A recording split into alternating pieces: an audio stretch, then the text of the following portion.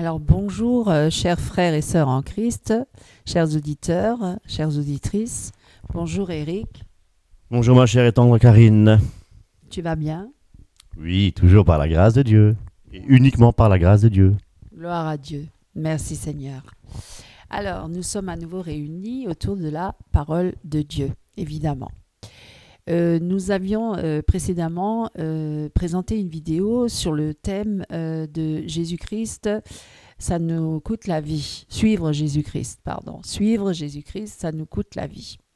Alors ce thème, nous l'avons présenté suite à une demande de notre chère sœur, que nous saluons d'ailleurs, Cheryl. En même temps, on peut saluer peut-être Eric aussi, Oui, le frère Eric, et bien d'autres, mes amis, bien d'autres. Et donc, voilà, ce thème a été suite à une demande de notre chère sœur Cheryl. Et là, la première vidéo, c'était plutôt un survol sur ce thème. Aujourd'hui, nous allons entrer plus en profondeur. Voilà. Nous allons analyser de plus près ce que veut dire suivre Jésus, ça nous coûte la vie. Alors, le sujet, en entrant plus en profondeur, nous dit qu'il faut renoncer à soi-même. Est-ce que tu peux développer cela? Oui. Alors mes amis, oui, développer, je crois qu'il y a un verset qui le développe suffisamment bien. Donc il n'y a pas mieux que la parole de Dieu pour répondre voilà, à ce que tu viens de présenter. Donc nous allons dans Marc, le chapitre 8, verset 34. En fait, c'est le verset que nous avons déjà étudié dans la vidéo précédente. Alors, tu veux peut-être faire la lecture, si tu veux bien? Si tu veux. Alors, Marc, chapitre 8, verset 34.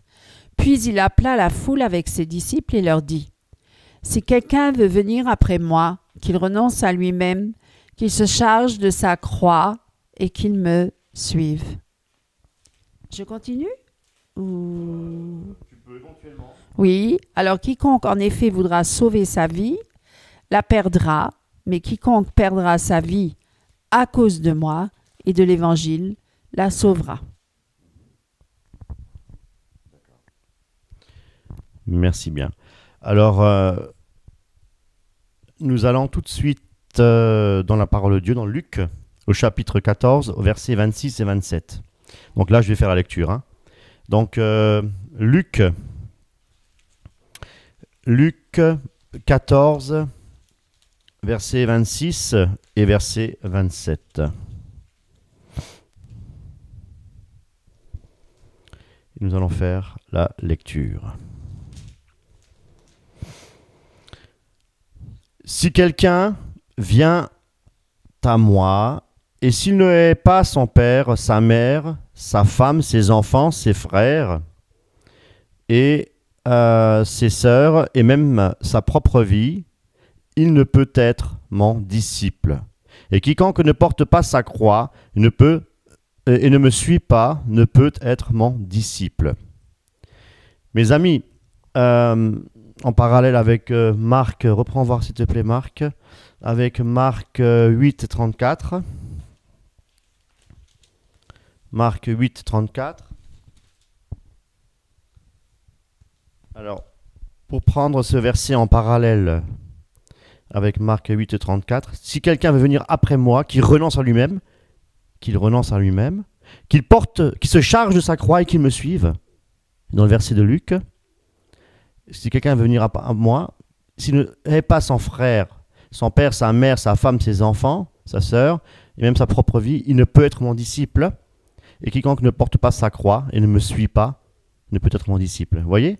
Et donc il y a une similitude dans ce verset. Nous voyons ici effectivement un verset qui donne plus, on va dire, plus d'éléments. Hein, dans le verset 26, où effectivement il est dit, si quelqu'un vient à moi, et s'il ne hait pas son père, sa mère, sa femme, ses enfants, ses frères et ses sœurs, et même sa propre vie, il ne peut être mon disciple. Voilà. Et nous retrouvons ici, effectivement, dans ce verset-là, 3 devoirs du disciple. Donc, on a bien 3 devoirs. Et Luc 14, 26 Luc 14, 26,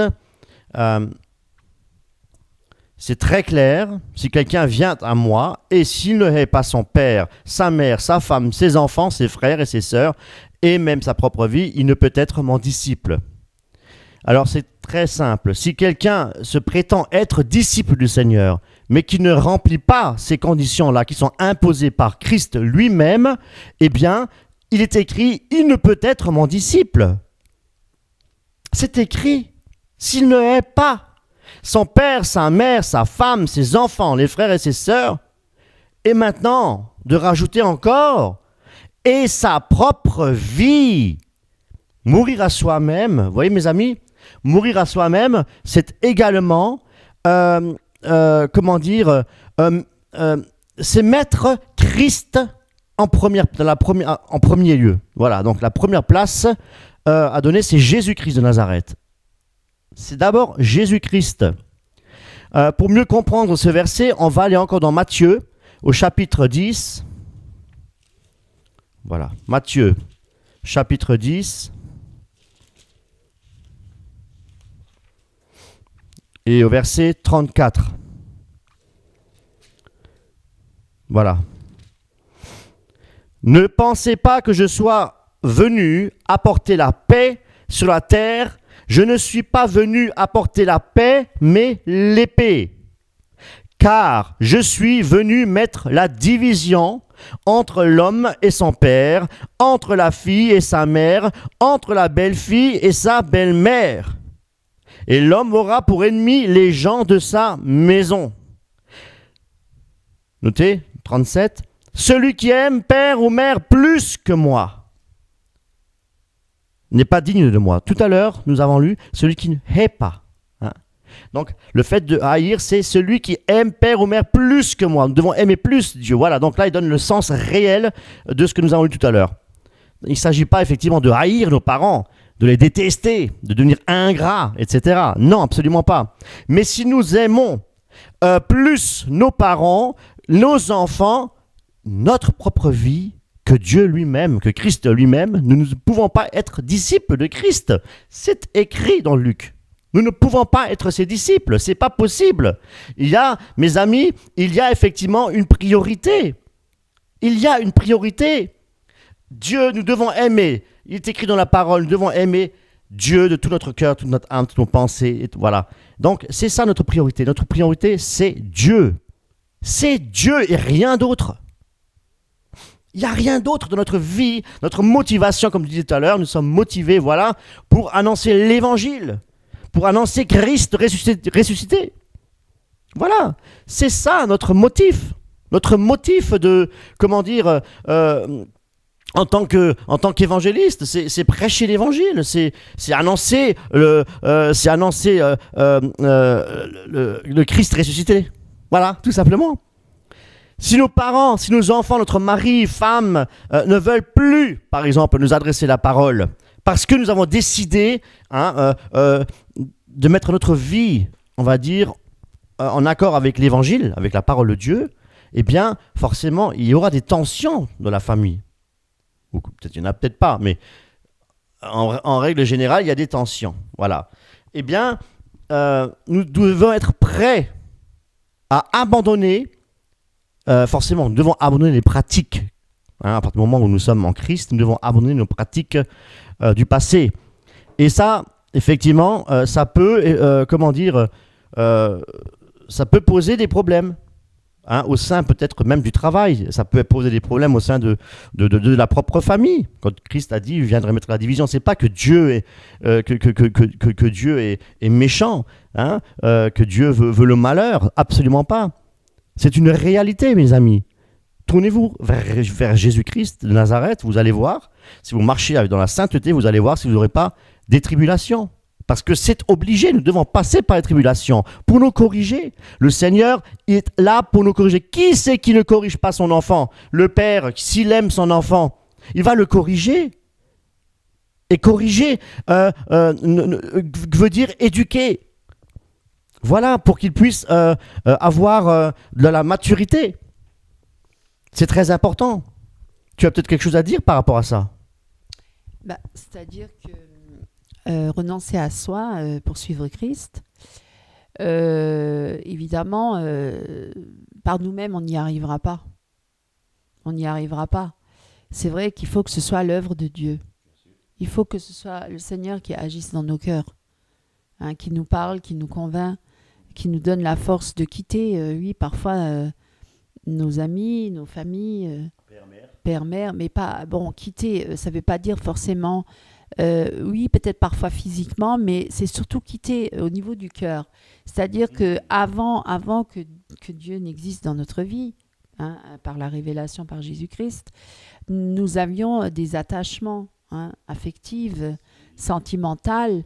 Tout être humain a ça, parce que sans ça, on ne pourrait pas vivre. On a besoin d'aimer, de partager, d'avoir des émotions avec d'autres personnes, des affinités, voilà. Et donc, ça, c'était avant la conversion. Et c'est vrai qu'une fois qu'on a rencontré Christ dans notre vie, c'est lui qui doit être notre priorité. Et donc, c'est lui qui doit être le premier dans notre vie. Alors, avant, il y avait certainement autre chose qui prenait la place de Dieu et qui prenait cette première place. Alors, pour certains, c'est peut-être leur maman, leur papa, les parents. D'autres, c'est peut-être les enfants. D'autres, c'est peut-être la femme, l'époux, l'épouse, qui avaient plus d'importance que Dieu. Ou alors c'est l'argent, c'est le matériel, c'est le travail, c'est le sport, le sexe, la drogue, l'alcool, en fait tout ce qui prend la place en premier, qui a donc qui était important dans notre vie et à quoi on se rattachait. Et quand Dieu nous sauve, quand Dieu nous délivre, ben justement il nous délivre de tous ces liens-là et de tous ces attachements. Donc renoncer à soi, c'est pas pour mourir à soi, c'est pas pour vivre comment dire, dans le vide total, dénudé de toute relation avec les autres ou avec sa famille. Bon, oui, des fois, on doit renoncer à sa famille. Certains, oui, sont même obligés de les quitter parce que si c'est une persécution, comme par exemple, j'ai déjà entendu des témoignages comme des musulmans, parce qu'ils sont très fervents dans l'islam et qui vont jusqu'à mourir pour Allah.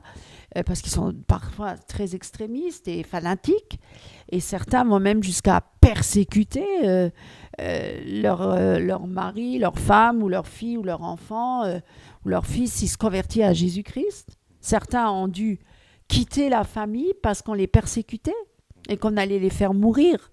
Donc là, oui, c'est un renoncement, là, c'est un renoncement pour suivre Jésus. Pour suivre Jésus, il fallait renoncer à père, mère, frère et sœurs et tout ça pour suivre Jésus. Et parfois à suivre et même quitter la ville ou quitter même le pays. Certains l'ont fait. D'autres sont obligés pour renoncer quand on l'oblige, par exemple dans les pays dictatoriaux où il y a un dictateur au pouvoir et qui demande à ce qu'on se prosterne devant lui. Comme à l'époque de Nabuchodonosor, il fallait se prosterner devant la statue. Par exemple, King Jones, en Corée du Nord, il a élevé une haute statue de son père, je crois, un empereur, et il fallait se prosterner devant l'empereur. Et les chrétiens, on les amenait devant cette statue, alors ils les obligeaient à se prosterner devant l'empereur et reconnaître que c'est lui leur Dieu, leur souverain.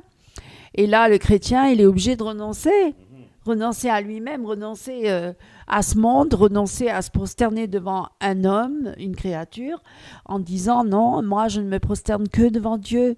C'est mon seul Seigneur et mon seul roi. Voilà, ça, renoncer à sa vie, ça coûte la vie. Parce que le fait qu'il ne s'est pas prosterné devant cette statue, devant l'empereur, ben, il risque sa vie. Il risque même de mourir. Il risque d'être mis en prison, d'être torturé. Et il y en a qui le vivent. Là, je vais dans l'extrême. Hein. Les martyrs, c'était ça, les martyrs. Ils ont renoncé à leur vie parce qu'on leur demandait de renier Jésus-Christ, mais ils ne l'ont pas renié. On voulait les obliger à renier Jésus-Christ. Renie Jésus-Christ et tu vivras. Eh bien, ils ont préféré perdre leur vie, c'est ça, perdre sa vie, pour gagner Jésus, pour gagner Christ. Et là, ils ont gagné leur vie, finalement, parce qu'ils ont la vie éternelle. C'est ça, c'est pas renoncer pour renoncer comme ça. Non, Dieu, il fait pas les choses à moitié. Quand Dieu, il demande une chose, c'est parce qu'en contrepartie, il a vraiment quelque chose de bien meilleur. de bien meilleur. C'est ça, je vais vous encourager. On ne renonce pas, parce que certains disent, oui, il y a des gens, quand on leur parle de Jésus, et même les jeunes, beaucoup les jeuns aussi, qui disent, mais non, mais moi, j'ai pas envie de suivre Jésus parce que je dois tout arrêter, je dois renoncer à tout, je dois plus rien faire. Non, mes amis, c'est pas du tout ça, suivre Jésus-Christ. Il y a une compensation. On est comblé, on est tellement comblé qu'on n'a même plus envie de retourner dans ces vieilleries d'avant. Et justement dans les choses élémentaires de ce monde et dans les péchés d'avant, parce que Jésus, il est tellement meilleur. Vous ne pouvez pas vous imaginer. Hein, quand vous aurez goûté à cela, vous n'avez plus envie de retourner dans votre votre passé. Et au contraire, vous avez renoncé à tout ça parce que Dieu vous a offert le meilleur, l'excellence avec lui. Tu voulais dire quelque chose peut-être. Mais moi, je dis que c'est sûr que renoncer et porter sa croix, bien sûr, porter sa croix, ça, on verra ça dans une prochaine vidéo. On ne va pas trop approfondir à ce niveau-là. Aujourd'hui, c'est le renoncement à soi. Oui, c'est ça. Tout à fait. Voilà. Et on va peut-être prendre Jean au chapitre 12, verset 24. Jean, chapitre 12, verset 24. Je fais la lecture, hein. En vérité, je vous le dis, si le grain de blé ne tombe en terre et ne meurt, il reste seul. Mais s'il meurt, il porte beaucoup de fruits. Celui qui aime sa vie la perd, et celui qui a de la haine pour sa vie, dans ce monde, notez bien, dans ce monde, hein, oui, celui qui a la haine de la vie dans ce monde, la conservera pour la vie éternelle. Avons-vous nous envie de conserver notre vie pour la vie éternelle? Voilà, oui, nous avons envie. Nous avons envie, effectivement, de rentrer dans le royaume de Dieu.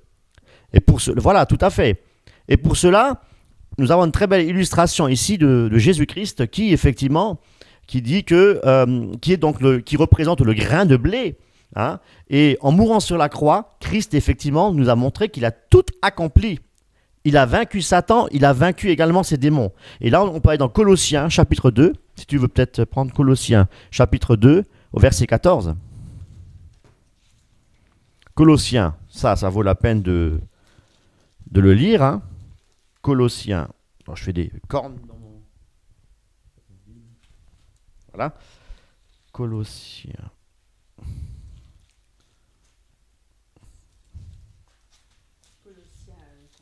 Chapitre 2, une main, j'ai du mal, 2, 14-15. Alors, Colossiens chapitre 2, versets 14 à 15. Il a effacé l'acte rédigé contre nous et dont les dispositions nous étaient contraires. Il l'a supprimé en le clouant à la croix. Il a dépouillé les principautés et les pouvoirs et les a publiquement livrés en spectacle en triomphant d'eux par la croix. En triomphant d'eux par la croix. Gloire à Dieu. Triompher, voilà. Nous, mes amis, si nous sommes obéissants à Christ, si nous écoutons notre Seigneur, nous porterons beaucoup de fruits. D'accord. Voilà, nous porterons des fruits. Voilà. Et Christ nous avait dit dans sa parole aussi que nous n'avons pas besoin de lutter jusqu'au sang. Christ l'a fait sur la croix. Il a lutté jusqu'au sang. Et il a été obéissant jusqu'au dernier souffle. Il a obéi à son Père jusqu'au dernier souffle, mes amis. Donc nous aussi, en tant que chrétiens, nous devons obéir jusqu'à notre dernier souffle. Le salut n'est pas quelque chose, d'acquis. Paul a travaillé, a dû persévérer dans la parole de Dieu. Il est clair, il est écrit, nous devons persévérer. Le chemin est étroit pour arriver dans le royaume de Dieu. Nous devons persévérer. Voilà. Et nous n'avons pas à lutter jusqu'au sang comme Christ l'a fait, mais nous devons effectivement nous engager sur ce chemin, nous engager sur le chemin du renoncement qui est important. Renoncer, c'est mourir à nous-mêmes. Et c'est faire mourir notre vieille nature pécheresse. Et là, on va prendre Marc, si tu veux peut-être juste reprendre Marc. Marc 8, verset 34. Marc 8, 34. C'est juste pour vous montrer ça. Puis il se leva... pardon, c'est pas ça. Marc 8, verset 34. Puis il appela la foule avec ses disciples et leur dit, « Si quelqu'un veut venir après moi, qu'il renonce à lui-même, qu'il se charge de sa croix et qu'il me suive. » Voilà. Et là, effectivement, on peut lire ce verset-là de cette manière-là. Si quelqu'un veut venir après moi, renoncer à soi, donc c'est faire mourir sa vieille nature pécheresse. Alors, si quelqu'un veut venir après moi, qu'il fasse mourir sa vieille nature pécheresse et qu'il se charge de sa croix et qu'il me suive. Voilà. Faire mourir sa nature pécheresse, sa vieille nature pécheresse. Voilà, c'est ce que la parole de Dieu nous enseigne. Voilà. Et nous ne pourrons pas suivre Jésus-Christ tant que notre vieille nature pécheresse n'a pas été clouée sur la croix. En tout cas, ce que je voulais dire, c'est qu'il renonce à lui-même, ça veut dire qu'il se renie lui-même, hein. C'est-à-dire qu'il refuse à partir de ce jour-là, de ce moment-là, de faire sa propre volonté, mais voilà, d'accepter que si, comme Jésus, quand il a appelé les apôtres, eh ben, il leur a dit « Viens et suis-moi ». Alors, ils ont tout laissé. Ils ont tout lâché, ils ont lâché leur... Bon, là, c'était leur travail. Je ne dis pas que vous devez lâcher votre travail. Attention, je n'ai pas dit ce qu'il ne faut pas dire, s'il vous plaît. Non, pour eux, c'était comme ça. Dieu appelle chacun différemment. Là, c'était l'appel et ils ont dû tout de suite le suivre. Parce que bon, ils marchaient avec lui pendant 3 ans. Il les enseignait, ils vivaient au quotidien avec Jésus. Ça devait être magnifique, hein, je crois. Mais bon, ils ont tout lâché pour suivre Christ. Donc, ils ont lâché tout ce qu'ils avaient dans leur vie propre. Certains étaient pêcheurs, d'autres étaient piagers. Hein, ils étaient médecins, tout ça. Donc, ils ont lâché pour suivre Jésus. Et ils ont lâché leur famille. Certains ont quitté les parents. Il y avait un qui était pêcheur, qui était avec son père sur le bateau. Et quand Jésus est passé, qu'il a dit « Suis-moi », il a lâché. Il a dit il a lâché son père. Hein, et il a renoncé. Il a renoncé.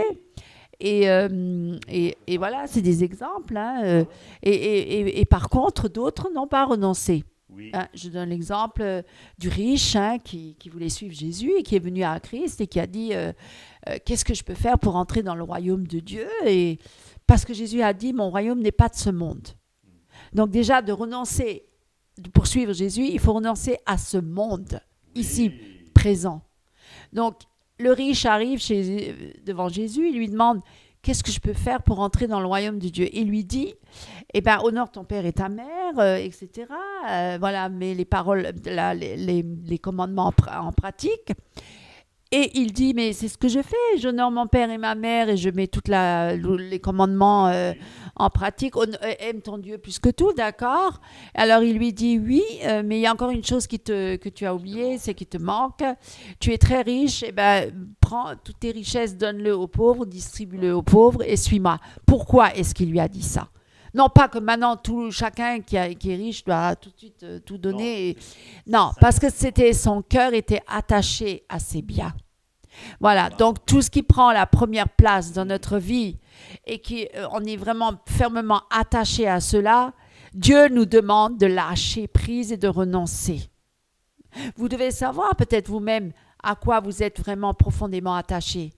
Si c'est à votre maison ou à votre voiture, ou que ça prend plus de place, plus d'importance que Dieu, que Jésus-Christ, votre sport, les hobbies, le matériel, ou que sais-je, le travail même, ça prend plus de place que Dieu, ou les distractions, les occupations, je ne sais pas, tout ce que vous pouvez mettre en premier dans votre vie, à quoi vous êtes rattaché, ou aux enfants.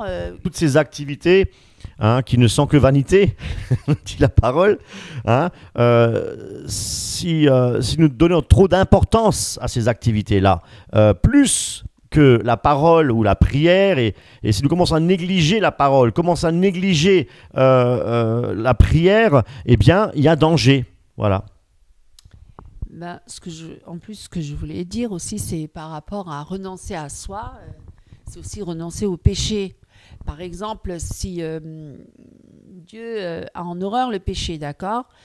Si par exemple, là, je parle d'un couple, une jeune fille et un jeune garçon se sont mis ensemble, ils ont une relation amoureuse et ils avaient décidé de vivre ensemble, donc sans consulter Dieu. Voilà. Ils ont voulu faire à leur tête, leur propre volonté, en disant mais on s'aime, voilà. Beaucoup de chrétiens le font, ils vivent dans le concubinage ou même en des relations avant le mariage, et Dieu n'est pas pour ça. Donc Dieu, il va interpeller cette personne, ce jeune homme ou cette jeune fille, et va leur dire renonce à ton partenaire, renonce à ta fiancée, renonce à ton partenaire parce que tu vis dans le péché et moi je ne le veux pas, moi je veux que vous mettiez les choses en règle devant moi et donc quitte-la ou quitte-le. Parce que j'ai déjà entendu ce genre de témoignage. J'en ai déjà entendu qui ont témoigné de cette manière-là.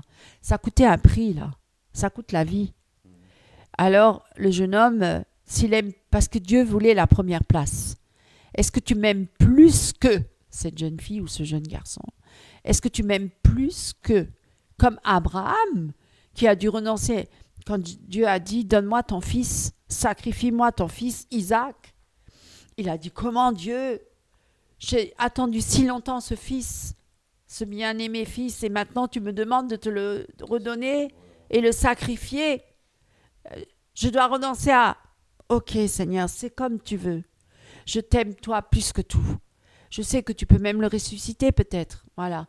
Donc, il a mis Dieu en premier. C'est ça, renoncer à soi. Il aimait ce fils. Il l'avait tellement attendu. Il l'a eu très tard. Et Sarah, dans leur vieillesse déjà. Eh bien, c'était déjà un miracle. Dieu leur a fait ce cadeau. Mais ensuite, il redemande ce cadeau. Pourquoi? Peut-être parce qu'il avait pris la première place. Il voulait le mettre à l'épreuve pour voir si Abraham allait jusqu'au bout.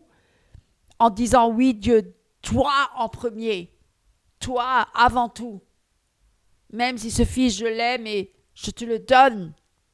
Et tu veux que je le sacrifie, ben j'y vais. Il avait déjà le couteau dans la main, il a dit Abraham.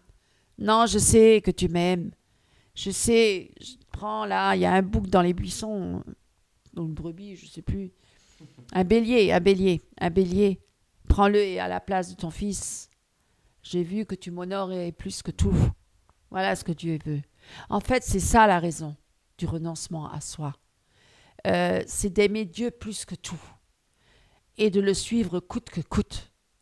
Peu importe ce que ça nous coûte comme prix. Hein? Et même jusqu'à aller la persécution. Et donc ce jeune homme qui devait quitter sa fiancée parce que Dieu voulait qu'il ait Jésus en premier dans sa vie. Voilà. Alors, quand il a décidé de quitter cette fiancée, cette jeune femme, en mettant sa vie en règle, en disant « Oui, Seigneur, je ne veux pas vivre dans la rébellion contre ta loi, qui est sainte. Alors, je veux accepter. Je veux payer le prix. Ça me coûte un prix parce que je l'aime, cette jeune fille. Mais tu me demandes de la quitter parce que tu veux que je mette ma vie en règle devant toi, parce que tu ne supportes pas le péché, parce que la fornication... Un couple qui vit comme ça, sans se marier, déshonore Dieu. Et Dieu ne veut pas ça. C'est un péché. Donc, il demande à rectifier cela. Et ce jeune homme l'a fait. Et Dieu l'a béni. Et Dieu lui a... Même cette jeune fille, du coup, pas toujours. Ça arrive qu'elles ne le font pas. Certaines vont partir et ne reviendront plus jamais. Mais Dieu donnera une compensation. Parce qu'il peut rencontrer une jeune fille chrétienne engagée pour le Seigneur qui va être sa compagne pour cette route ensemble pour le royaume de Dieu, mes amis. Voilà, c'est merveilleux. Parce qu'ils seront ensemble dans la même direction, ils regarderont dans la même direction. Parce que lorsqu'on est avec un partenaire qui ne regarde pas dans la même direction, il y a des conflits, il y a des affronts, il y a des différends. Et ça crée un malentendu, un mal-être aussi, et des discordes, et des divisions et des querelles que Dieu ne veut pas. parce qu'il veut que nous vivions en paix avec notre prochain. Et c'est vrai que si un couple n'est pas tous les deux convertis, nés de nouveau, et ils ne regardent pas tous les deux dans la même direction, l'un va regarder vers le monde et l'autre il va regarder vers Christ, et ça va être un tiraillement incessant, parce que il va toujours être entre deux chaises, parce qu'il faut qu'il plaise à son partenaire et en même temps il doit plaire à Dieu. Il y a des exigences d'un côté, il y a des exigences de l'autre. Et il ne sait jamais comment, de quel pied danser. Et il se compromet souvent. Et souvent, il y a des compromissions. Alors, ce n'est pas parce que Dieu il veut pas que vous soyez heureux, mes amis, pour tous ces jeunes, toutes ces personnes qui vivent en concubinage. Parce que parce qu'il n'y a pas l'obéissance, mais c'était pour notre bien. Parce que Dieu veut que nous vivions dans le bonheur, dans la paix. C'est comme quand il disait au peuple d'Israël, quand il voyait les peuples aux alentours, ces peuples païens qui vouaient des cultes à des faux dieux, des idoles, à des démons. Il leur disait, ne vous mélangez pas avec eux, ne donnez pas vos filles à ces hommes-là et ne donnez pas vos fils à ces femmes-là. Parce qu'elles vont vous détourner de mes voies, elles vont vous détourner de moi, parce qu'elles vont vous amener justement dans la paganisation, en vouant des cultes à des faux dieux, des idoles, en élevant des autels à d'autres dieux. Et moi, je suis un Dieu jaloux. Voilà, donc ils ne voulaient pas qu'ils se mélangent. Et ils n'ont pas toujours obéi. Voilà. Et après, qu'est-ce qui se passait? Eh bien, le malheur, la malédiction était sur eux parce que Dieu se retire. Dieu se retire. Lorsqu'on ne vit pas avec Dieu, dans la volonté de Dieu et dans la communion parfaite avec Dieu, eh bien, Dieu se retire et nous vivons en compromission avec le monde, avec le péché, avec Satan qui a une emprise sur nous. Et ça va ramener beaucoup, beaucoup, beaucoup de problèmes. Donc, le renoncement à soi, c'est pour notre bien, mes amis. Oui, je confirme, tout à fait. Sommes-nous esclaves de Satan ou sommes-nous esclaves de Jésus-Christ? C'est la question que nous pouvons déjà nous poser. Déjà, il est venu, oui, il a besoin de câlin.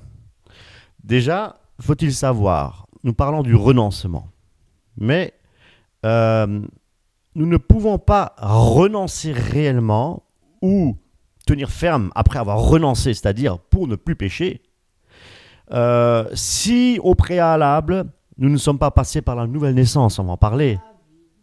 Parce que c'est vrai que, voilà, là nous parlons effectivement déjà pour des chrétiens engagés. Mais pour ceux qui nous écoutent et qui, pour la première fois, entendent le message de l'évangile, du renoncement, il faut quand même savoir qu'il y a quelque chose avant. On va un petit peu en parler, c'est très important. Pour pouvoir mieux comprendre après l'évolution, on va dire, la marche chrétienne. Hein, on peut dire ça comme ça.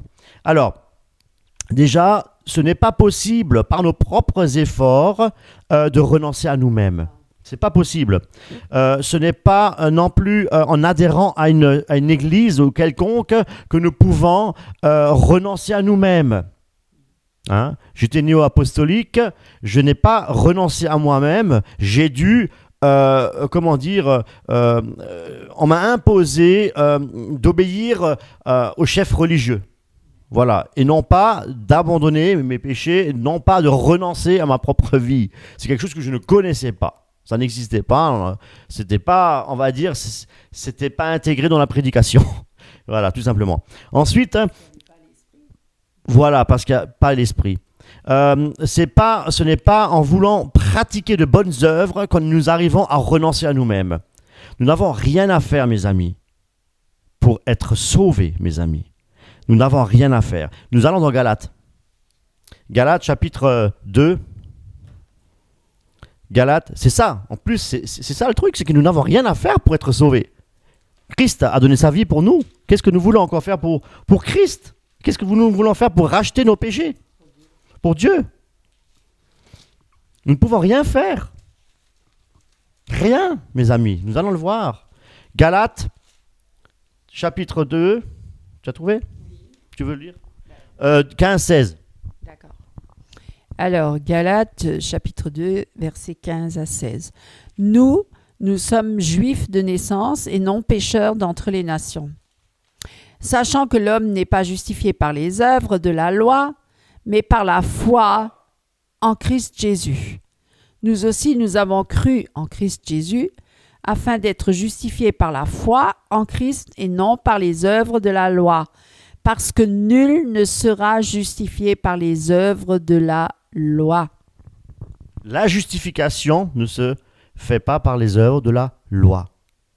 La loi, donc c'est les efforts aussi, c'est la religion, tout ce que j'ai évoqué juste avant. Maintenant, on va continuer dans Éphésiens chapitre 2, versets 8 à 9. Je fais la lecture. C'est par grâce, en effet, que vous êtes sauvés par le moyen de la foi. Et cela ne vient pas de vous, c'est le don de Dieu. C'est par grâce, en effet, que vous êtes sauvés par le moyen de la foi. Ah tiens, c'est par grâce que nous avons la vie éternelle. Par le moyen de la foi. Pas par les œuvres mortes. Ou peut-être même se donner bonne conscience, de faire les bonnes choses, pour dire, voilà, il y en a plein qui le font. Coluche le faisait aussi. Resto du cœur. Il y a plein de... Voilà, même on va dire, même des personnalités. Tu peux peut-être en parler tout à l'heure. Des personnes qui n'ont même pas la foi en Christ, qui font des œuvres caritatives. Il y en a plein. Voilà. Tout à fait. Mais alors, comment par la foi en Christ? Alors, il suffit... Alors, mes amis, faut-il juste croire en Jésus, se dire, Seigneur, je crois en toi et je suis sauvé? Est-ce que c'est ça? Alors, mes amis, oui et non. Oui et non. Dans la parole, il est écrit que ce n'est pas nous qui cherchons Dieu. Nul ne cherche Dieu, c'est écrit. Mais c'est que Christ est venu parmi les hommes. Dieu s'est manifesté en chair parmi les hommes pour nous sauver. C'est Dieu qui est venu nous sauver. Ce n'est pas nous qui allons en Jésus. C'est Dieu qui vient nous sauver.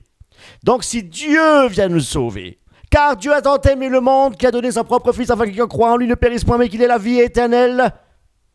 C'est Dieu qui est venu, c'est Christ qui est venu pour nous racheter, pour nous sauver. Par amour, mes amis, par amour, il l'a fait. Voilà.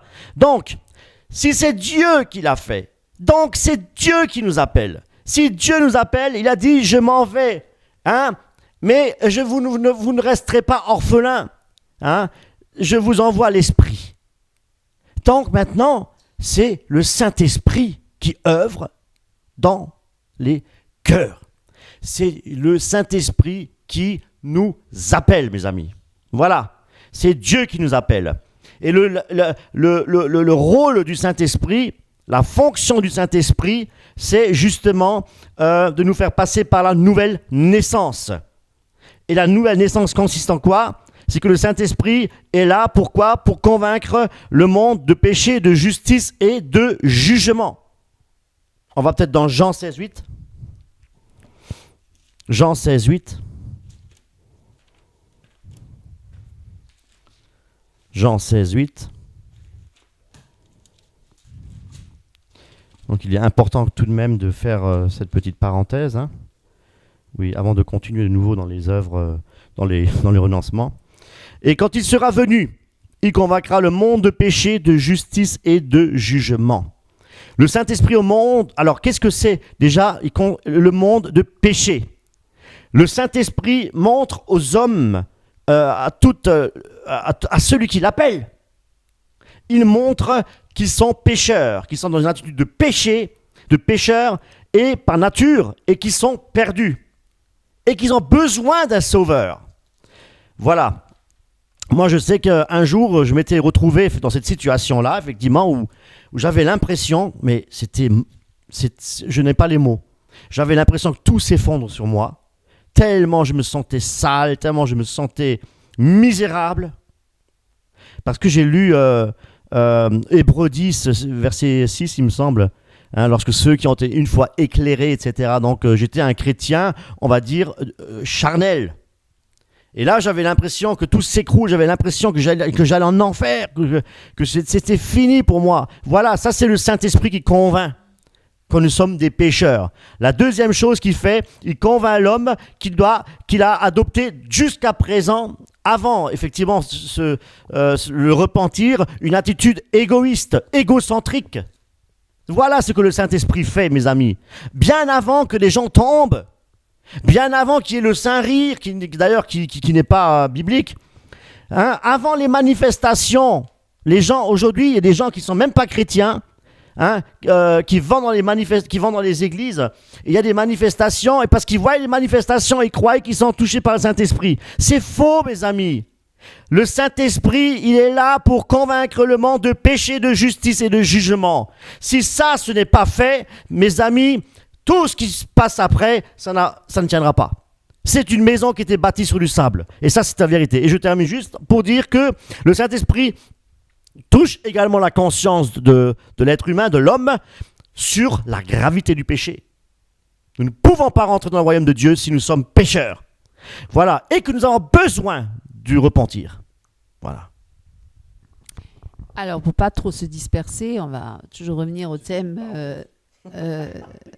donc renoncement à soi-même, le renoncement à soi. Donc, effectivement, comme tu dis, une fois qu'on est passé de l'autre côté, j'allais dire, qu'on s'est repenti de ses péchés et qu'on est passé des ténèbres à la lumière, de la mort à la vie et qu'on a accepté Jésus-Christ dans notre cœur comme Seigneur et Sauveur personnel, c'est l'œuvre de Dieu, évidemment, puisque c'est Dieu qui convainc les cœurs de péché, de perdition, de jugement et de justice. Et là, tout commence. Tout commence. C'est pas la fin, là, mes amis. C'est que le début. Ah ouais. Le commencement de la fin. Non, on va dire le début du renoncement à soi. Parce que là, maintenant, c'est le Seigneur qui va nous travailler. Wow. Alors là, on comprend, justement, qu'on ne s'appartient plus. On n'est plus à nous-mêmes. C'est Christ qui nous a rachetés à un grand prix. Parce que sa vie, son sang, il l'a versé sur la croix. Il a donné sa vie en rançon pour nos péchés. Il s'est sacrifié sur la croix pour nos péchés, pour nous sauver, pour nous racheter. C'est lui qui a accompli l'œuvre. C'est lui qui a souffert à notre place le prix de la condamnation parce qu'on méritait la mort puisqu'on avait transgressé les lois de Dieu. On était sous la condamnation, on était sous la culpabilité, on était sous la malédiction de la loi. Mais Jésus-Christ a pris cette malédiction de la loi sur lui. Et il l'a cloué à la croix avec tous nos péchés, avec tous nos manquements, avec toute notre rébellion, avec toutes nos faiblesses, avec toutes nos impuretés, nos saletés, nos souillures, avec tous les péchés du monde entier. Il a tout pris sur lui, de l'humanité entière. Et il a cloué ça à la croix avec lui. Et donc, heureusement, merci Seigneur, il a vaincu la mort, il a vaincu le péché, il a vaincu le monde, il a vaincu Satan et tous les démons, toutes les dominations, les autorités, les principautés. Il les a livrés publiquement en spectacle en triomphant d'elle par la croix. Merci Seigneur. Bon, combien ne peut-on pas être reconnaissant envers Dieu pour toute l'œuvre qu'il a accomplie. C'est une œuvre tellement grandiose, tellement extraordinaire. Qui aurait pu nous sauver? Personne ne pouvait se sauver par lui-même.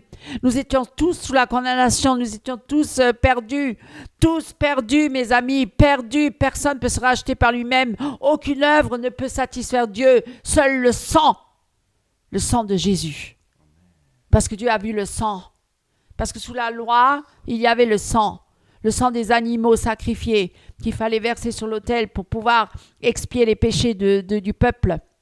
Et là, maintenant, sous la grâce, nous sommes rentrés dans la période de la grâce, mais sous la grâce, il y avait le sang de Jésus. Le sang, il y a toujours le sang. Ça satisfait Dieu de voir le sang. C'est ça qu'il demande, ce sacrifice pour les péchés. Le sang sur les linteaux, quand l'ange de la mort est passé, et qu'il avait tué tous les premiers-nés de Pharaon. Eh bien, eux, ils avaient les linteaux, leurs portes étaient entachées de sang. Donc, l'ange de la mort passait parce qu'il avait un ordre, il devait détruire tous les premiers-nés. Eh bien là, c'est bon, ils étaient protégés. Nous sommes protégés par le sang de Jésus. La mort n'a plus aucune emprise sur nous. Satan n'a plus aucune emprise sur nous parce qu'il y a le sang de Jésus. Amen. Sur nous, le sang. Le sang, voilà, Jésus, il s'est donné. Il a versé son sang et il nous a lavé et purifié de nos péchés. Effacés. Nous pouvons comparaître devant le Dieu le Père. Il nous a ouvert le chemin, il nous a réconciliés avec le Père. Nous pouvons comparaître devant le Père et dire oui, mon sang les a lavés. C'est mon sang, nous ne sommes pas foudroyés parce que Dieu voit le sang de Jésus, le sacrifice de Jésus. Il dit ok, parce qu'il s'est substitué hein, l'agneau immolé pour nous, pour que nous soyons sauvés, que nous pouvons venir devant Dieu qui est tellement saint et pur, qu'il n'y a aucun péché qui peut rentrer dans le royaume de Dieu. Et il a fallu qu'on soit lavé et qu'on revête des nouvelles robes, des robes blanches, de la pureté, de la sainteté. Voilà, c'est pourquoi, mes amis, ce renoncement à soi, oui, effectivement, maintenant, nous sommes passés des ténèbres à la lumière. Avant, nous étions esclaves de Satan et du péché. Aujourd'hui, nous sommes esclaves de Jésus-Christ. Nous ne nous appartenons plus à nous-mêmes. Voilà pourquoi nous devons renoncer à nous-mêmes. Nous devons renoncer à notre vieille nature pécheresse, notre vieux moi, nos propres désirs, notre propre volonté. Parce que celle-là, elle est corrompue. Elle est corrompue, l'ego, le culte de soi, le culte de la personnalité. Combien de chrétiens sont charnels et marchent encore par la chair et par la vue et non pas par l'esprit? Parce que s'ils marcheraient par l'esprit, c'est Christ qui vit en moi. C'est Christ qui, ma vie, elle est cachée en Christ. C'est Christ qui vit en moi et c'est Christ qui me conduit par le Saint-Esprit. Et je dois obéir parce que c'est une voie d'obéissance et de sanctification pour le salut de mon âme. Mes amis, mes amis. Tout à fait. Et comme tu dis, nous sommes le temple du Saint-Esprit aussi. Qui c'est qui doit habiter? Si nous avons, effectivement, nous sommes passés par la repentance, c'est le Saint-Esprit qui doit habiter notre corps. Tout à fait. Mais, si nous avons encore, si nous n'avons pas fait mourir, nous n'avons pas encore renoncé à nos propres désirs, à nos propres motivations, etc., si nous avons encore des choses charnelles en nous, mais le Saint-Esprit ne peut pas travailler et le Seigneur ne peut pas nous modeler. C'est dire que le vase que nous sommes, c'est dire au potier, mais potier, transforme-moi de cette manière. Potier, enlève un petit peu de matière de ce côté-là, rajoute-en de l'autre côté. Voilà. Non, mes amis. Si nous sommes un vase d'argile, nous devons être au service de celui qui nous façonne. Et celui qui nous façonne, c'est Jésus-Christ. Nous devons l'écouter. Le Seigneur, s'il nous façonne, c'est pour notre bien. Voilà, c'est pour nous faire grandir dans la maturité spirituelle. C'est pour porter du fruit, mes amis.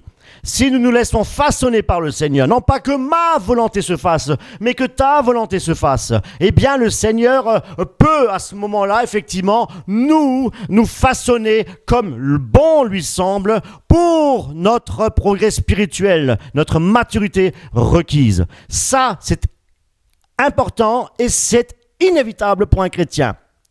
Nous sommes obligés. C'est l'école de Dieu. Nous sommes obligés de passer par cette transformation. C'est ce qu'on appelle transformation. Voilà.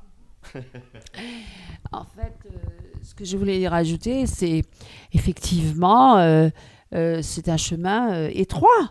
Hein? C'est pas un chemin large, mes amis. Large est le chemin qui mène à la perdition. Parce que ce chemin-là, il est beaucoup plus facile. Parce que je peux m'adonner à tous mes propres désirs, ma volonté, tout ce qui me passe par la tête, tout ce que je vois autour de moi, la convoitise des yeux, la convoitise de la chair, c'est le péché, mes amis, tout ça, c'est la chair. Et ce monde-là, il va passer, toute sa convoitise aussi. En fait, si nous sommes passés des ténèbres à la lumière, c'est pour passer dans un autre camp. Et ce camp-là, c'est la vie éternelle avec Christ. Donc, notre royaume n'est plus de ce monde. Notre royaume est céleste. Et ma patrie, elle est céleste. Alléluia. Nous sommes des voyageurs et des pèlerins sur cette terre. Nous ne sommes que de passage, mes amis. Alors, faire mourir les œuvres de la chair, faire mourir tout cela, c'est pour hériter la vie éternelle, mes amis. La nouvelle Jérusalem, le royaume céleste, avec Dieu éternellement dans sa présence, mes amis. C'est ça la bonne nouvelle. C'est ça la bonne nouvelle. Alors, il y en a qui disent, oh, mais si vraiment ils vivent que pour la terre, eh ben, ce seront les plus misérables des hommes s'ils doivent renoncer à leur vie. Parce qu'alors, ils seront là, ils se priveront de tout ce qu'ils voient et de tout ce qu'ils... Ça ne veut pas dire que Dieu va rien nous donner, qu'on va être là, on va manger du pain sec et de l'eau. Non, mes amis, Dieu nous bénit même sur la terre. Il le dit d'ailleurs, celui qui quitte père, mère, frère, sœur, maison et tout, eh ben, il héritera au centuple même, il héritera déjà père, mère, et frères et maison. au centre, puisque tout appartient à Dieu. Voilà, le monde entier appartient à Dieu.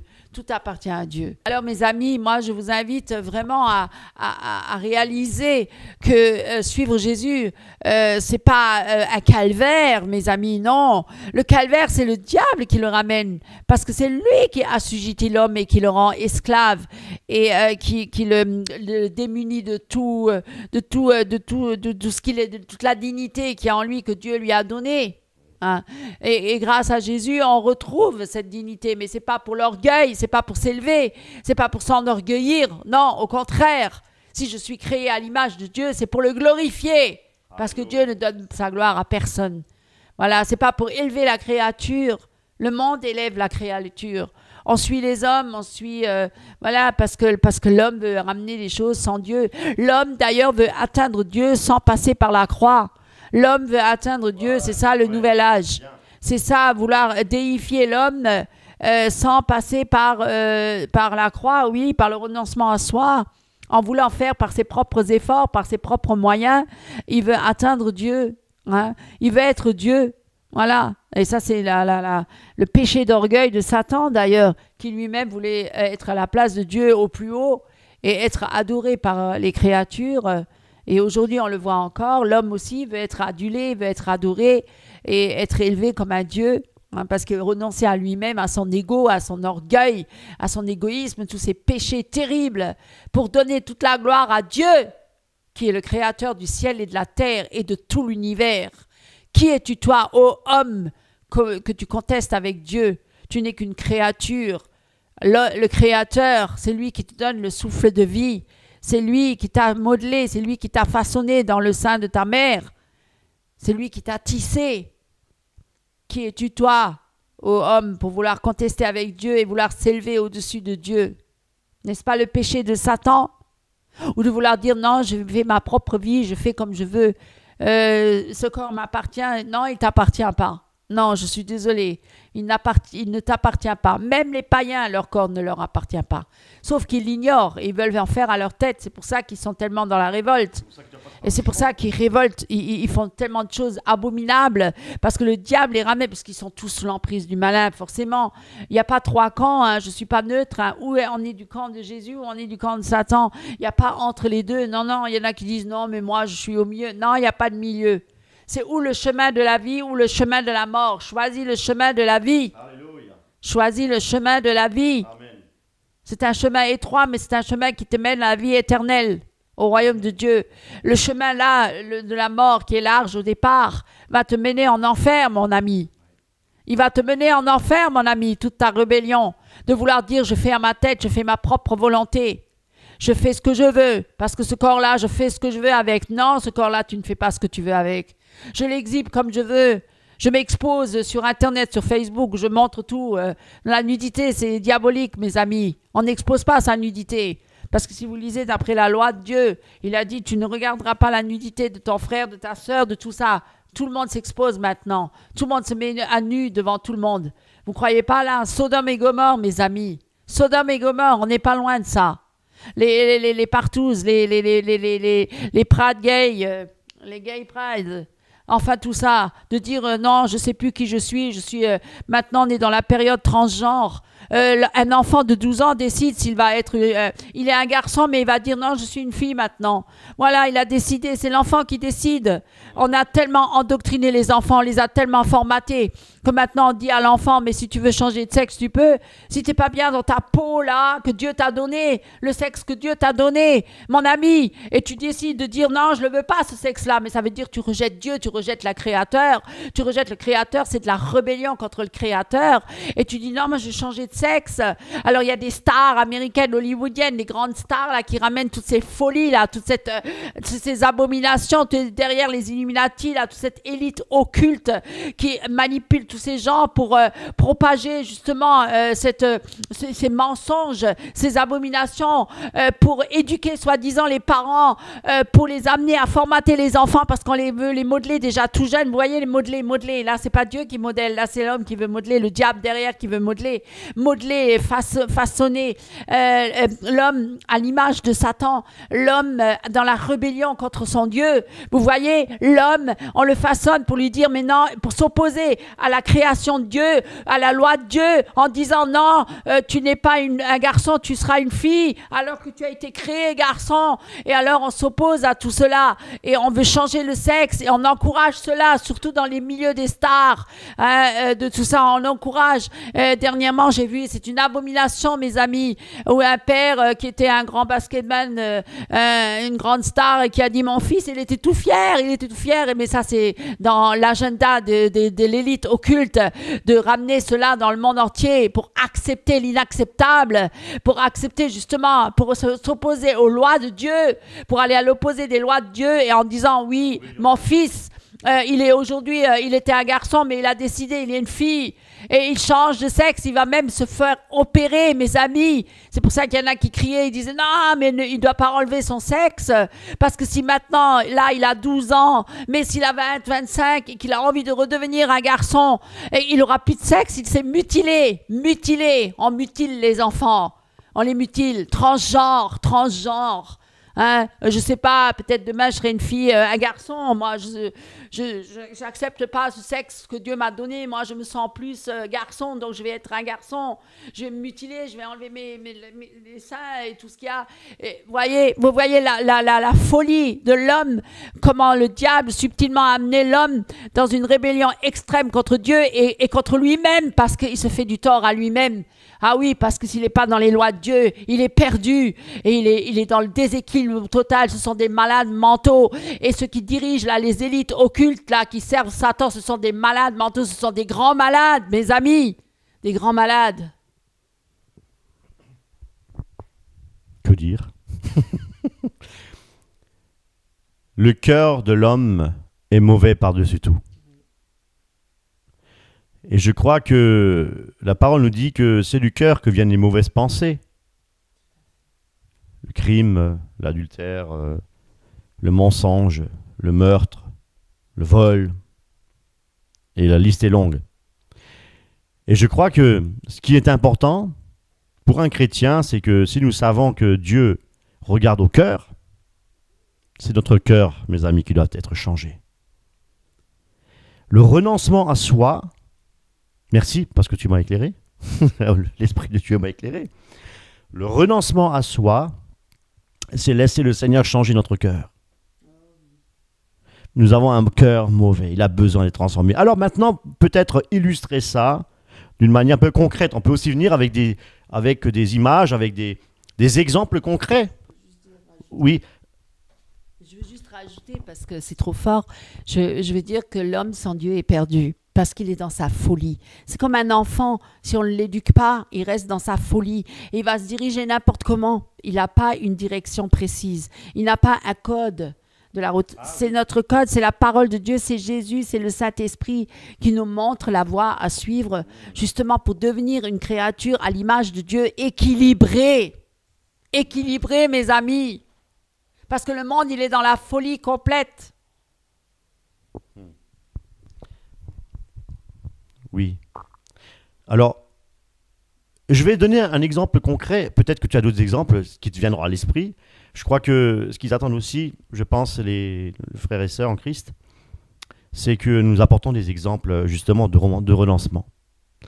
Alors, dans la parole de Dieu, il est écrit que nous devons ramener toute pensée captive à l'obéissance en Jésus-Christ.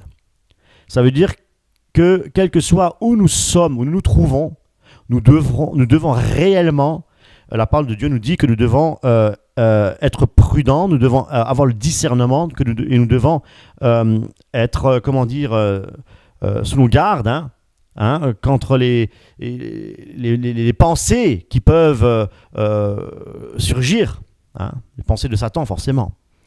Par exemple, nous sommes attaqués où? À la maison, sommes-nous attaqués? Pas vraiment. Je veux dire, à partir du moment où nous sortons, je veux dire, là, ça démarre, ça commence. Les affiches publicitaires, des femmes à moitié dévêtues, etc. Ça, je parle maintenant pour les hommes. Vous savez, l'autre fois, j'étais dans le véhicule du supermarché, sur un parking du supermarché, pour donner juste des exemples concrets, c'est après chacun, mais je pense que c'est une bonne piste, on va dire, de réflexion, une analyse concrète hein, pour vraiment pour travailler. Hein, parce que nous devons travailler notre salut, nous dit la parole de Dieu. Eh bien, j'étais là, et puis à un moment donné, j'étais là en train d'attendre, et puis sur un parking, et puis une voiture qui arrive, une personne qui sort, une voiture en face, une personne qui sort, et puis j'ai commencé à regarder les gens, etc. Et puis mon esprit va vagabonder un petit peu, et du coup, je me dis, oula, j'étais en train de critiquer les gens dans ma tête, j'étais en train de me faire des films, de me faire des imaginations, je dis, mais Seigneur, je dis, waouh, ça va vite. Comment on est vite emporté. Voilà, ça c'est déjà une piste de travail. Veillons sur nos pensées. Veillons sur nos pensées. Et c'est là, j'ai des œillères à mes yeux, j'ai fermé mes yeux, je dis, dans la parole de Dieu, il est écrit, nous ne devons pas convoiter. Voilà, le Satan est toujours là pour nous mettre des choses devant nos yeux, pour salir notre cœur, pour que nous ayons des pensées impures, etc. Nous sommes tous, nous passons tous par là. Mais c'est à nous, justement, de travailler à notre salut. C'est à nous de dire non, je ne l'accepte pas, ou prier pendant ce temps, ou voilà, ça peut être au travail, ça peut être des attaques dans l'esprit. Hein. Donc, tu as peut-être un exemple. Voilà, ça c'est un exemple bien concret sur lequel nous devons travailler chaque jour lorsque nous sortons. Ne laissons pas ces pensées mûrir dans notre esprit. Parce que nous nous écartons de la voie de Dieu, nous nous écartons de la sainteté, parce que ce sont des pensées impures. Satan est là, dans nos pensées. Nous devons prendre les armes. Si le matin nous partons et nous ne sommes pas armés, un soldat qui part sans revêtir la cuirasse, sans revêtir le casque du salut, sans revêtir quoi que ce soit, eh bien, il va se faire déquiller. Il va sortir, il va se faire déquiller. Et attention, mes amis, si nous sommes chrétiens, nés de nouveau, nous sommes des enfants de Dieu, à plus forte raison, Satan ne se gêne pas d'attaquer les enfants de Dieu. Il nous déteste, il nous hait. Il essaye par tous les moyens de nous dérouter, par tous les moyens de nous enfler les flèches du malin. Mais nous sommes armés, nous avons le bouclier de la foi. Nous devons résister, mes amis. Résistons. Car si nous résistons, le diable fuira loin de nous, nous dit la parole de Dieu. Oui, tout à fait. Effectivement, mais on peut avoir des tas d'exemples. Hein. Vraiment, on pourrait des livres pour écrire ce thème sur le sujet renoncer à soi. Ça peut être pour l'un, ça peut être pour d'autres, ça peut être voilà. Les femmes, oui, peut-être alors les bijoux, la convoitise des yeux pour les vêtements, tout ça, bien sûr, ça n'empêche pas qu'il faut s'habiller, mais après, il ne faut pas aller dans l'extrême et vouloir à tout prix paraître hein, et être voilà, pour les apparences. Parce que nous ne devons pas vivre pour les apparences, nous devons vivre pour Christ. Nous devons vivre pour Christ. C'est vrai. Nous avons des combats, nous avons tous des combats. Chacun différemment, chacun selon ses faiblesses, selon ses... Voilà, Dieu connaît nos cœurs, Dieu sait qui nous sommes réellement. Alors confions-nous en lui, appuyons-nous sur lui, parce que lui, il a été tenté, il a été un homme sur la terre, il a été, peut-être pas tenté dans toutes choses comme nous les hommes, parce qu'il est Dieu et il n'a commis aucun péché. Et comme il a été conçu par le Saint-Esprit, il était sans péché déjà à la base. Donc, il n'avait peut-être pas les mêmes combats que nous, mais en tout cas, ses combats étaient rudes. D'ailleurs, avant qu'il monte sur la croix, quand il était dans le jardin de Gethsémane, il avait aussi eu un combat à un moment donné où il a dit « Père, si tu pouvais ôter cette coupe de moi ». Et puis après, il a dit « Non, pas ma volonté, mais ta volonté, Père ». Donc, voilà, lui, il avait ses combats aussi. Quand le diable est venu dans le désert, il lui a montré le monde entier, toutes les nations, tous les royaumes. Il a dit, si tu te prosternes devant moi, je te donne tous ces royaumes. Ils seront à toi. Tu régneras là-dessus, tu auras tout pouvoir. Et il a dit, arrière de moi, parce que mon royaume n'est pas de ce monde. Donc, vous voyez, il a été provoqué par le diable. Vous ne croyez pas que le diable va vous provoquer, mes amis? Bien sûr qu'il va vous provoquer. Et c'est là qu'on apprend à renoncer à soi. En n'écoutant pas la voix du diable, mais en écoutant la voix du Seigneur, ou ne pas écouter notre propre voix de la chair. parce que tout ne vient pas du diable, mais aussi notre chair, hein, la faiblesse de notre chair. Mais mes amis, c'est ça le combat, c'est ça le chemin étroit, c'est de refuser toutes ces choses en disant non, je veux suivre Christ, c'est ma vie, Christ est ma vie. Parce que là, c'est mourir à soi, bien sûr, c'est ça la mort à soi, la mort à la chair, au moi, à ce monde, à tous les désirs de ce monde. Non pas que Dieu va nous donner des choses, mais on n'est plus attaché à ces choses-là. Parce qu'on est délivré, mes amis. Si on a renoncé à toutes ces choses, par exemple, quelqu'un qui est très attaché à une maison, ou je ne sais pas, ouais, donc Dieu va lui dire, renonce à cette maison, et viens et suis-moi. Et il va te suivre et devenir missionnaire, peut-être, partir au loin. Et finalement, mais il est heureux, il est comblé parce qu'il a rencontré Christ dans sa vie et du coup, on lui donne une maison dans un autre pays. Il reçoit plein de maisons partout. C'est pas un problème. Vous voyez, on va pas s'attacher à ces choses-là parce que ça, c'est passager, c'est éphémère. D'ailleurs, Job ne s'est-il pas écrié nu, je suis venu, nu, je repartirai. Lui, il a dû renoncer. Alors lui, c'est un exemple même de renoncement à soi. Parce qu'il a été tellement éprouvé. Hein. Le diable, bien sûr, a provoqué ces choses. En disant à Dieu, regarde, il est tellement bien, il est heureux, il te loue, il te glorifie parce qu'il a tout. Il est riche, il a tous les biens, il a des enfants, il a tout. Mais enlève-lui tout ça pour voir s'il va encore te louer et t'adorer. Et Dieu a dit, je le permets, mais ne touche pas à sa vie. Et il lui a tout enlevé. Et Job a tout perdu. Tout perdu, mes amis. Là, il devait renoncer à sa vie. Hein. Mais il a dit quoi? Oui. Il a dit quoi?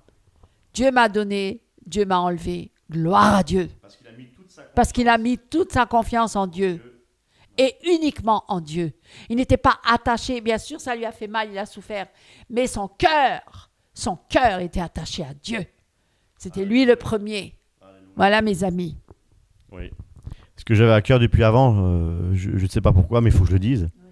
Oui. Si tu as une promotion, si on t'offre une promotion, attention le câble, s'il te plaît. Voilà. Si on t'offre une promotion au travail, mais que derrière cette promotion, tu as une compromission, ça t'engage. Dans cette promotion, tu gagnes peut-être plus d'argent, mais dans cette promotion-là, tu dois t'engager, te compromettre dans quelque chose qui voilà, attention, ça c'est aussi une tactique de Satan. Il faut que tu fasses très très attention. Ce que tu fais, même au travail. Hein, ne prenons pas les choses alléchantes. Parce que, attention, le diable se déguise en ange de lumière pour séduire, même les élus s'il le fallait. Donc les choses alléchantes, nous devons toujours remettre les choses au Seigneur. Toujours voir les choses à la lumière des Saintes Écritures. Et ne jamais... je vous le dis par expérience, hein, ne jamais, prendre une décision, on va dire, dans la précipitation. Il faut toujours consulter l'Éternel et attendre, voilà, tout à fait, prier l'Éternel et attendre de lui une réponse, qu'elle soit positive ou qu'elle soit négative. Dieu répond tantôt d'une manière, tantôt d'une autre, nous dit la parole de Dieu. Donc, si je dis ça, je ne sais pas pourquoi je le dis d'ailleurs, mais attention à la promotion qu'on t'offre. Attention, parce que derrière ça, il y a il peut y avoir une compromission et c'est dangereux. Je voulais juste rajouter, effectivement, c'est bien que tu aies parlé de ça. Parfois, Dieu nous enlève des choses aussi, hein, parce que pour nous, c'est une occasion de chute. Et donc, parfois, des situations comme ça, où on te propose des choses alléchantes, des situations alléchantes, ou même de s'engager dans une voie qui paraît séduisante, mais qui au bout est pour nous une occasion de chute. Une occasion de chute pour nous détourner de Dieu et nous ramener dans les choses des ténèbres et dans la perdition. Le renoncement à soi, effectivement, c'est pas évident, hein, on va dire. Si Dieu ne fait pas l'œuvre en nous, mais là, alors c'est quoi la recette? La recette, c'est simplement de dire oui, Seigneur, je veux mourir à moi, mais j'y arrive pas, aide-moi. Aide-moi à renoncer à ce péché. Aide-moi à renoncer à ceci, à cela, à ce désir. Si ce désir-là ne vient pas de toi, ben enlève-le-moi. Enlève ça de ma pensée. Enlève ça de mon cœur. Si c'est pas ta volonté, ben Seigneur, ces projets-là, ces plans-là, ben je te les dépose au pied de ta croix. Je peux vous parler en connaissance de cause, même pour un métier. Hein. Mes amis, parfois, on a des idées, des envies, des désirs de métier et ben Dieu n'est pas là-dedans et ça, voilà, c'est un égarement. C'est pas du tout dans les voies de Dieu. C'est pas du tout dans la direction que le Seigneur a voulu. On croit et on dit mais Dieu fait avec. Voilà, beaucoup de chrétiens et malheureusement, beaucoup de chrétiens disent moi je veux ci, c'est cela, je fais mes projets, mes plans et Dieu fera avec. Non mes amis, ça c'est faux. Ça c'est des chrétiens charnels. Parce que Dieu n'a jamais agi comme ça avec les siens. Il a toujours dit renonce à ta vie et suis-moi. Et c'est moi qui va agir en toi pour conduire vers ce que moi je désire. Hein, c'est pas pareil. Là, c'est pas moi je suis Dieu, mais je fais ce que je veux et Dieu fait avec. Et je dis, je commande à Dieu et je lui dis, Seigneur, fais comme ça, comme ça. C'est incroyable.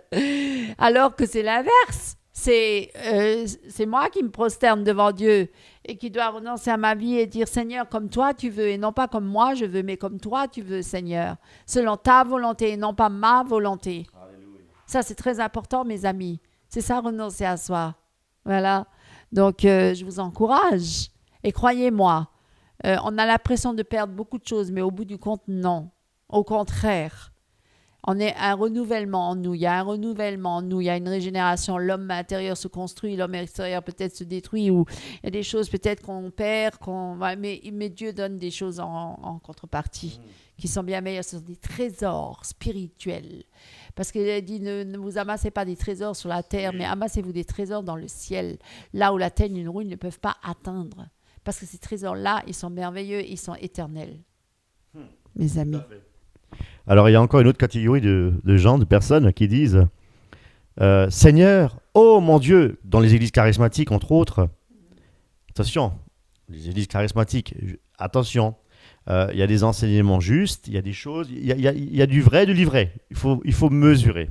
Voilà. Mais dans ces églises-là, la plupart des gens viennent dans ces églises-là parce qu'ils veulent le surnaturel, ils veulent du spectaculaire. Alors, ils viennent, Seigneur, remplis-moi du Saint-Esprit, remplis-moi du Saint-Esprit. Eh bien, ils veulent être remplis du Saint-Esprit, mais ils ne veulent pas renoncer à leur propre vie. Comment peut-on remplir un vase qui est rempli, mais pas rempli d'eau pure, de saleté, un vase sale? Laissons-nous d'abord être lavés, que notre vase soit d'abord lavé. Hein, et qu'on puisse voir à travers, si l'eau elle est trouble, nous ne voyons rien à travers. Voilà. Que nous ayons un verre transparent, bien lavé, avec une eau pure. Voilà, écoutez mes amis, si le verre, il est vide, il faut le remplir. Voilà, donc nous devons d'abord nous décharger, d'abord faire, le renoncement à soi, c'est aussi dégager de nous tout ce qui est mauvais. Seigneur, et comment le faire? Par notre force, on n'y arrivera pas. Seigneur mon Dieu, regarde-moi, mon verre, il y a plein de choses dedans, je veux que tu me remplisses du Saint-Esprit. Mais tu ne le feras pas tant que ce qui est à l'intérieur ne sort pas de moi. Il faut que tu m'élimines toutes ces choses-là. Seigneur, aide-moi à le faire. Délivre-moi de ceci, délivre-moi de cela. Seigneur mon Dieu, tu vois que je suis encore attiré par ceci, par cela. Seigneur mon Dieu, j'essaie, j'y arriverai pas. J'ai besoin de toi, j'ai besoin de toi. Libère-moi de cela. Mes amis, s'il faut jeûner, il faut jeûner. Il faut le faire, mais il faut le vouloir. Et le Seigneur nous donne après la possibilité de le faire, parce que c'est sa volonté. Le Seigneur veut nous remplir de son Saint-Esprit. Mais il veut aussi que nous disions, Seigneur notre Dieu, je suis sale, je suis mauvais, j'ai besoin, Seigneur, que tu me laves, que tu me purifies tous mes péchés. Et par mes propres forces, par mes propres moyens, je n'y arrive pas. J'ai besoin de la puissance du Saint-Esprit. Ça, c'est des domaines dans ma vie que je n'arrive pas. Je chute à chaque fois. Je sais que là, j'ai un problème. Je n'y arrive pas. Alors, Seigneur mon Dieu, c'est un domaine que je n'arrive pas à me libérer. Toi seul, tu peux me libérer. Mais ce sont les violents qui s'emparent du royaume de Dieu, mes amis. C'est un chemin Même le renoncement à soi doit se faire avec toute notre force, toute notre tripes pour que le Seigneur puisse. Nous devons crier à l'Éternel. Nous devons crier pour être libérés. Mes amis, ça ne se passe pas comme ça. Je rentre dans une église charismatique, je vais être rempli du Saint-Esprit. Mais as-tu renoncé à ta vie? As-tu renoncé à tes ambitions? As-tu renoncé à tout ce que tu aimes, à tout ce que tu chéris encore dans ta vie? As-tu renoncé à tes amis qui te dévergondent, avec qui tu vas boire un verre, avec qui tu vis dans le péché? As-tu renoncé à toutes ces choses-là? As-tu renoncé à ta vie pécheresse? As-tu renoncé à tout cela? Si oui, si tu as renoncé à tout cela, je peux venir et je peux m'installer en toi. Dieu ne s'installe pas dans quelque chose qui est rempli de verre, qui est rempli de pourriture. Donc nous avons besoin d'être lavés, purifiés. Demandons au Seigneur qui nous lave, qui nous purifie. Et qu'à ce moment-là, lui, il va venir nous remplir du Saint-Esprit. Et quand il va venir nous remplir du Saint-Esprit, le Seigneur nous fait justement entrer sur ce chemin étroit où il y aura effectivement beaucoup de tribulations et d'obstacles. Mais le Seigneur sera avec nous dans les tribulations et il sera avec nous dans les obstacles. Il ne nous abandonnera jamais. Parce que c'est la parole qui le dit. Parce que ce n'est plus moi qui vis, mais parce que c'est Christ qui vit en moi. Je suis plus que vainqueur. Alléluia. J'ai la puissance de Dieu en moi. Mais c'est comme ça que Pierre, 3 fois, donc 3 fois tu vas me renier le coq qu'on a chanté 3 fois. Mais pourquoi? Parce qu'il n'a pas encore renoncé à lui-même. Quand le Saint-Esprit est venu, il a renoncé à sa vie. Maintenant, Seigneur, viens dans mon cœur, viens, je veux vivre, Seigneur, selon l'Évangile. Maintenant, c'est toi qui vis en moi. Paul aussi disait, ce n'est plus moi qui vis, c'est toi qui vis en moi. Donc, nous devons passer par là. Et nous devons dire, Seigneur, nous abandonnons toute notre vie à toi. Maintenant, alors, c'est vrai que des fois, on se dit, mais waouh, je vais dans l'inconnu, là. Je vais dans l'inconnu. J'ai peur, je ne pourrais plus faire ci, je ne pourrais plus faire ça. Qu'est-ce que je vais devenir? Waouh, moi j'aime bien ceci, moi j'aime bien cela. Voilà, donc. Oui, effectivement, c'est bien.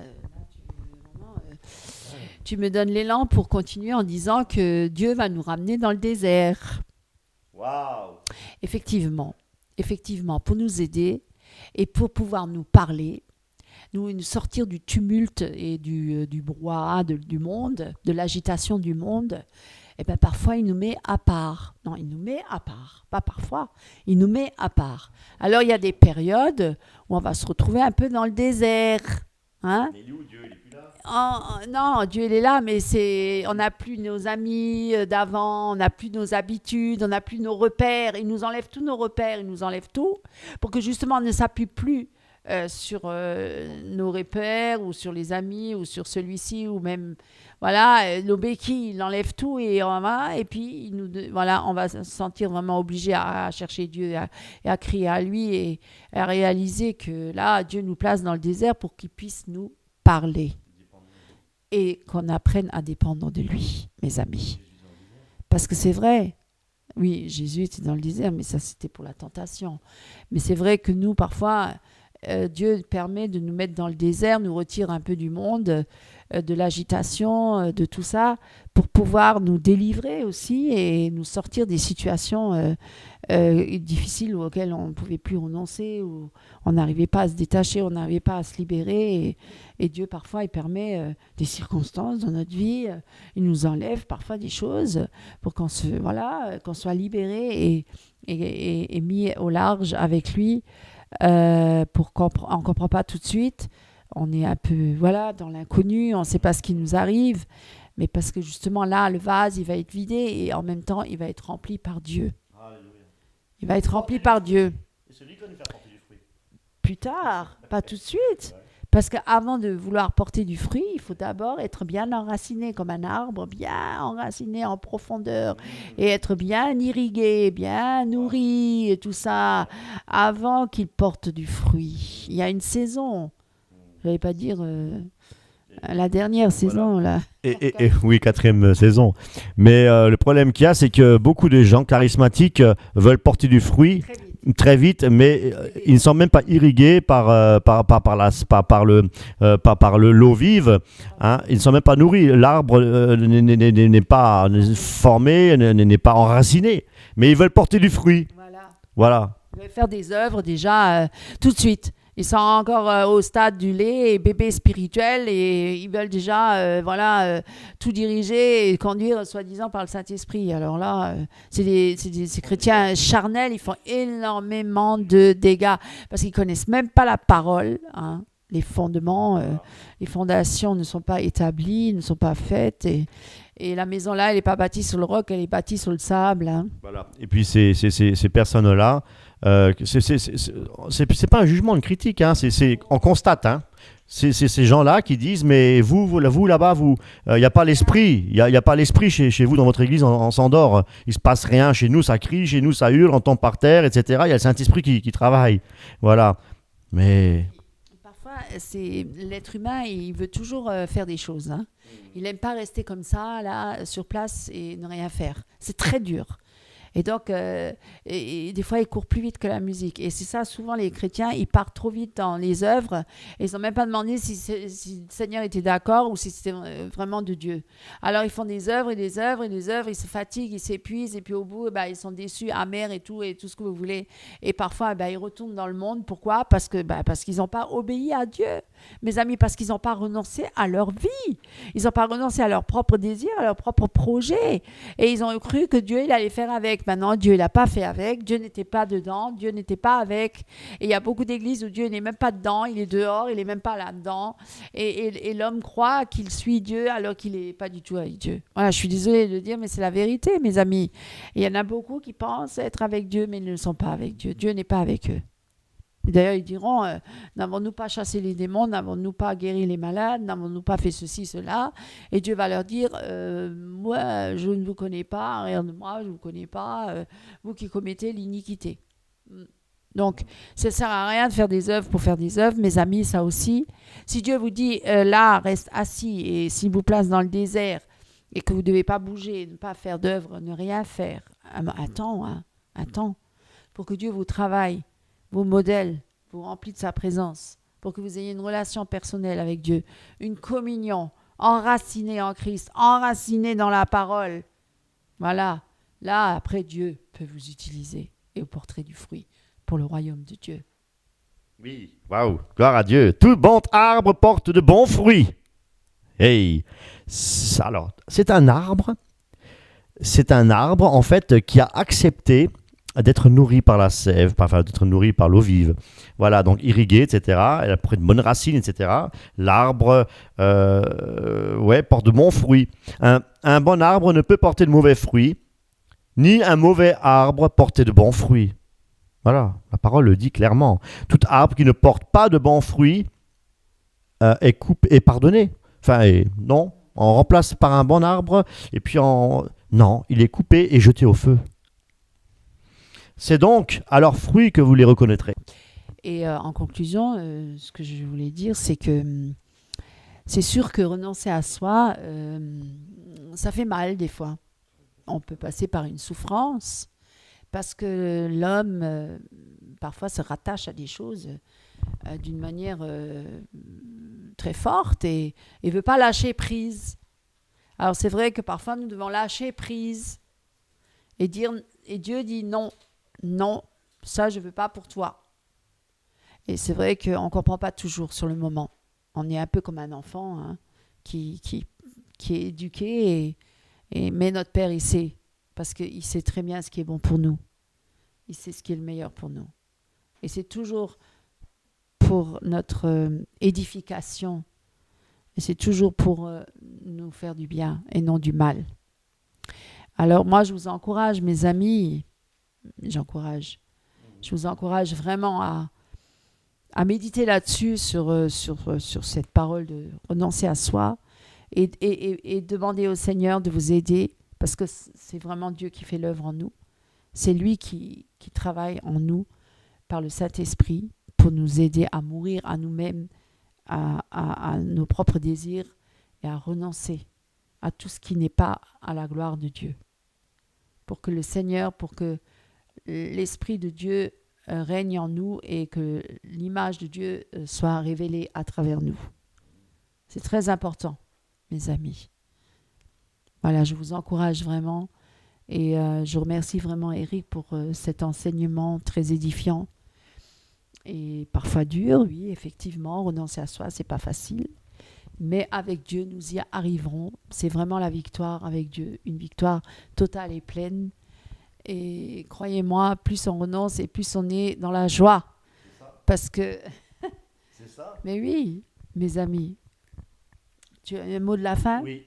Alors, si vous passez par le renoncement, eh bien, la nouvelle naissance, déjà, c'est l'œuvre que Dieu a commencée. Et il veut aussi l'achever. Il veut, effectivement, aller jusqu'au bout. Et il nous gardera, si nous lui restons fidèles, forcément. Amen. Que Dieu vous bénisse, mes amis, vraiment, et que vous puissiez continuer à marcher avec Christ et lui faire une totale confiance, parce que Dieu est vivant, il existe et il est là, il vous aide sur ce chemin, parce qu'il a dit lui-même, je suis le chemin, la vérité, la vie, et nul ne vient au Père que par moi. Donc Jésus est là, il nous tend la main tous les jours, il veut nous aider à avancer avec lui, à grandir devant la face de l'Éternel, à se nourrir chaque jour de sa parole, à prier sans cesse. Il est dit dans la parole, veillez, priez sans cesse. Et c'est vrai, et si on a des difficultés, et Dieu dit, invoquez-moi et je vous répondrai. Et Dieu est notre soutien, Dieu est notre force, Dieu est vivant. Rien n'est impossible à Dieu. Que Dieu vous bénisse. Que Dieu vous bénisse. Même dans les pires maladies, Dieu peut intervenir. Et c'est pourquoi je prie maintenant pour que le Seigneur touche vos cœurs et vos corps aussi si vous êtes malade et que vous mettez toute votre foi dans la délivrance et la guérison totale parce que Dieu est encore celui qui guérit aujourd'hui. Je proclame vraiment cette victoire sur toutes les maladies au nom de Jésus-Christ de Nazareth. Amen. Je te salue, Eric. À bientôt. Oui, à bientôt. Au revoir. Au revoir.